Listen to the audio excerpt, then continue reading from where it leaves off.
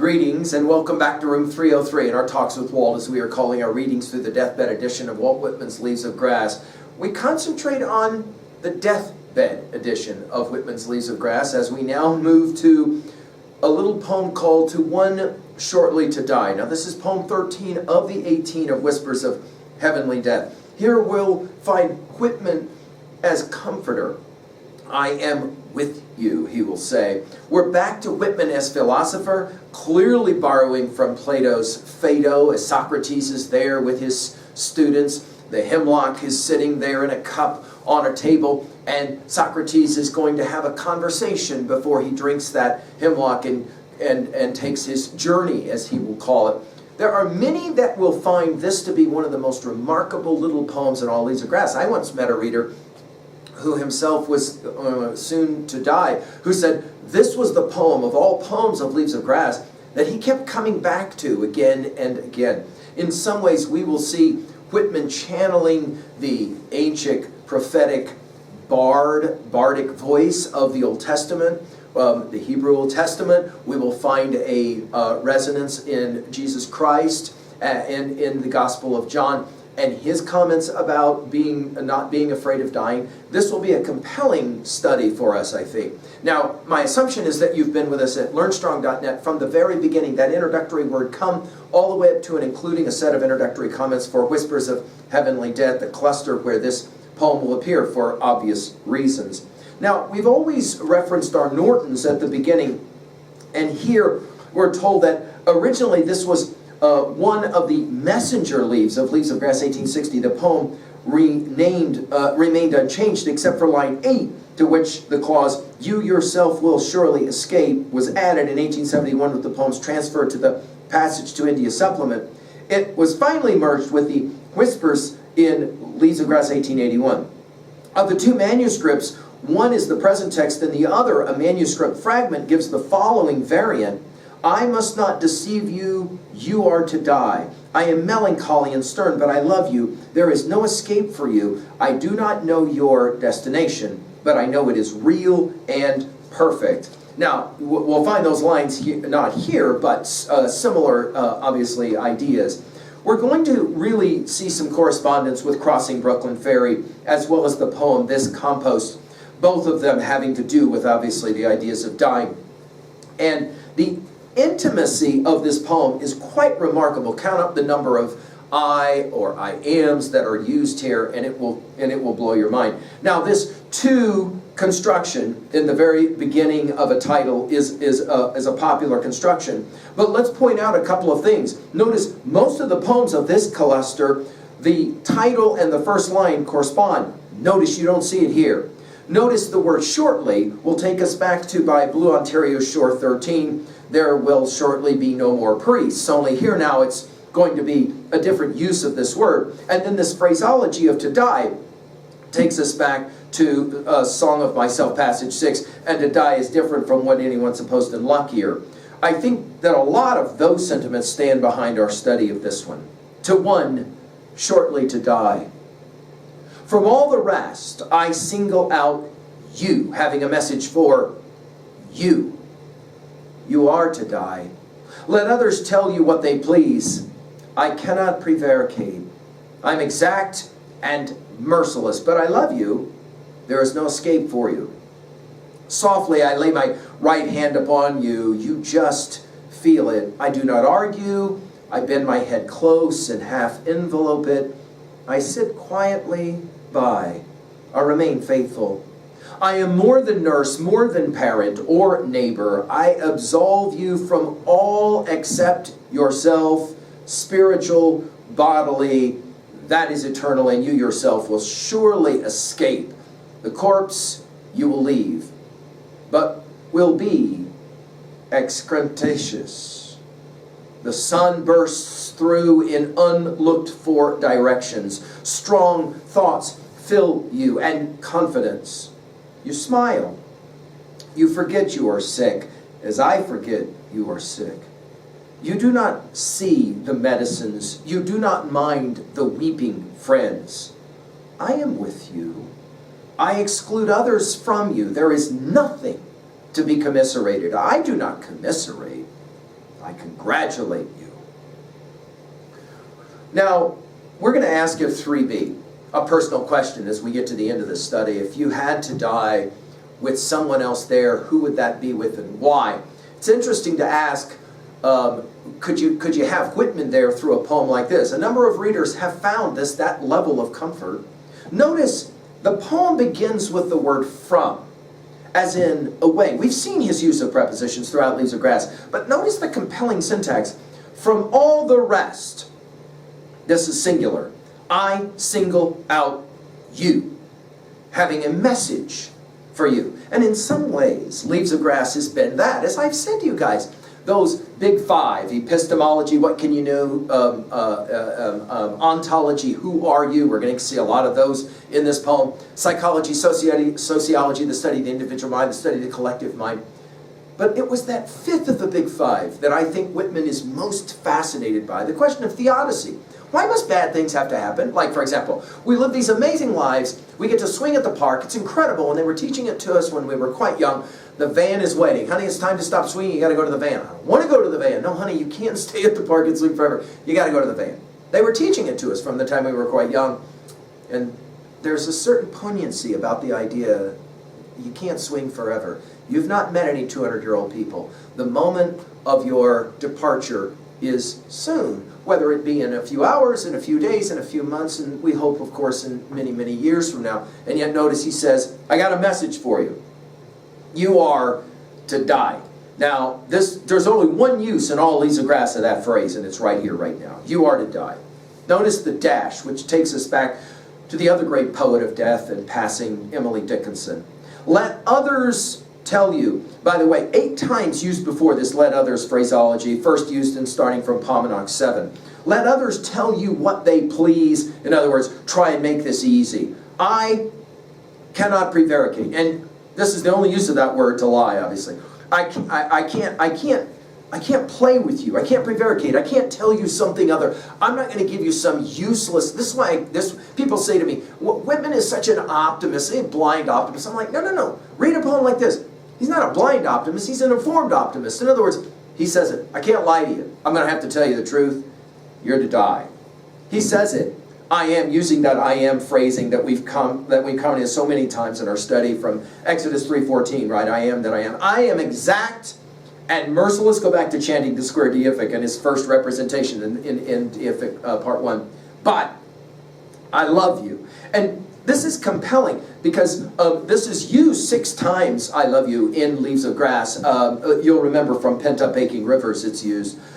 I love you. And then again the dash. There is no escape for you. And that phrase, no escape, is used only 1 time in Leaves of Grass, and it's right here. There's no escape for you.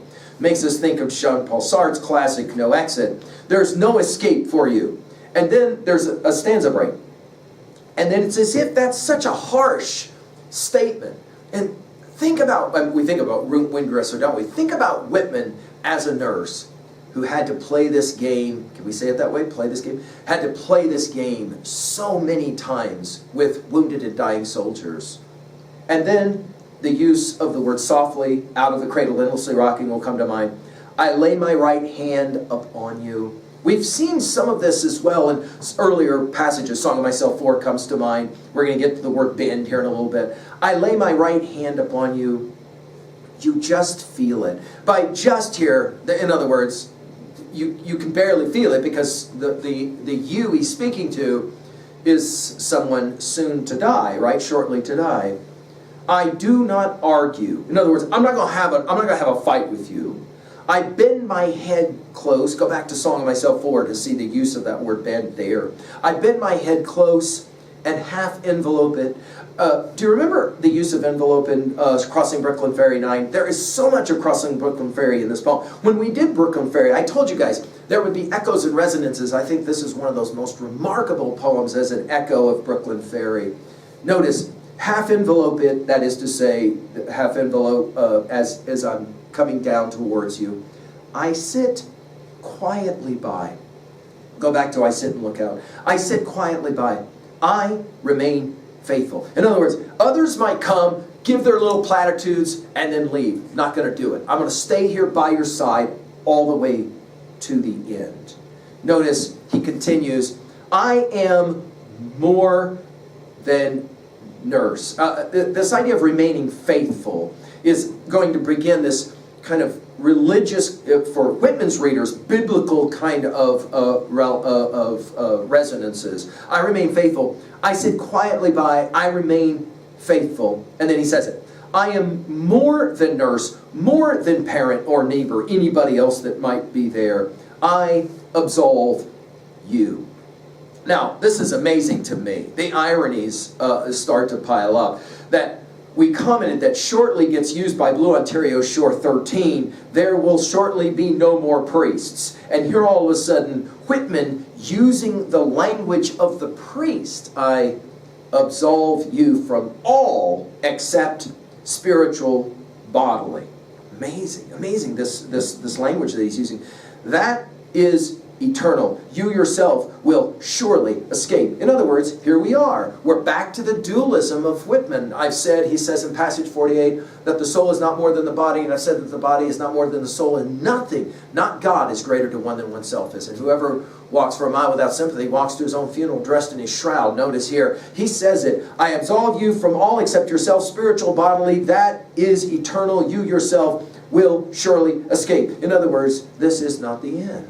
It's an amazing kind of comfort poem here. This is not the end. The corpse you will leave, again, note the irony, leaves of grass. The corpse you will leave will be but, and then he uses this word that is fundamentally, only used one other time in Leaves of Grass, Song of Joys, right, is the only other use. And what is he saying? Well, it's all poop, right? That is to say, excrementatious is poop. You know, excrement. It's all poop. Everything else is poop. It's an amazing use of this word right here, right now. And it takes us back as well to, as we said, to this compost, this poem where Whitman is struggling with the idea of, you know, the body is so disgusting, you put it in the ground, and yet from out of it grows all these amazing things like grass and grain and all of that. Now a break. The sun bursts, and obviously we can speak here now metaphorically. The sun bursts through in unlooked for directions. Here's the optimism. Strong thoughts, notice all his adjectives here, fill you, and confidence. And then amazing, you smile. Now 19 times the word smile or smile gets used in Leaves of Grass. You'll remember this in Song of Myself 21. Smile for your lover comes. Only notice the power of smile here. And is it possible that Whitman as nurse had this experience of whispering some words of comfort to a dying soldier who would then smile? Notice, you don't just smile. You forget you're sick. As I forget you're sick. In other words, we're going to move beyond this moment of your death. By the way, I can't help but say this one more time. Go back to Plato's Phaedo. We give a full lecture at learnstrong.net. And notice that one of the only times in all the dialogues of Plato that Socrates will smile is at the moment of his death. You forget you're sick. I forget you're sick. You do not see the medicines. That is to say, for Whitman's love of technology, no technology is going to save us at this moment. You do not mind the weeping friends. We think of John Donne's Death Be Not Proud, as well as, of course, those opening lines of Valediction for Bedding Morning, as that idea that as a good man, a pious man is ready to pass away, his friends are there whispering. He whispers to his soul to go, while some of their sad friends do say, the breath goes now, and some say no. This idea, the weeping friends. There are people who don't want to see you leave, and yet shortly you must leave. I am with you. This takes us back to Isaiah 41:10. Whitman's readers would immediately make a connection like this. Fear not, I am with you, the phrase is. And then, of course, the Christ passage in John 17, especially 21, I am with you. I am with you. By the way, the only other use of this is crossing Brooklyn Ferry 3, the only other use of I am with you. I exclude others from you. In other words, there's no need. You don't need anybody else. There is nothing to be commiserated. By the way, it's the only use of this word. It's used twice here. I am with you. I exclude others from you. There's nothing to be commiserated. I do not commiserate. I congratulate you. This congratulate will take us back to when I heard at the close of day. What an amazing poem. And what are we going to say at 2A about a poem like this? Well, I think the argument is that death has to be accepted, not feared. And that Whitman will point out, I can be there with you at the moment of your passing when you have to leave the swing that you love to swing so much at the park, and you got to go to the van. Don't worry. Don't worry. I'll be there. I'll comfort you.